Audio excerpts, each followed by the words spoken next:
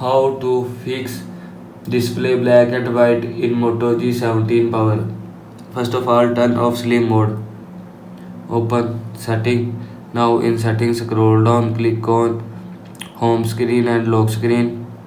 Scroll down, click on lock screen. Scroll down, click on sleep display and turn off this button. After turning off this button, turn off sleep mode from your phone. Now go back. After that, turn off dark mode. Open setting, search dark mode. Now click on dark mode.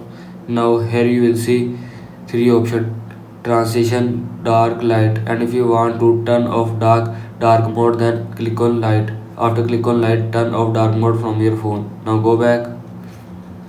After that, reset all setting. Open setting, scroll down, click on system, scroll down, click on reset options, scroll down, click on reset device setting, and again click on reset device setting. After click on reset device setting, all setting will be reset from your phone.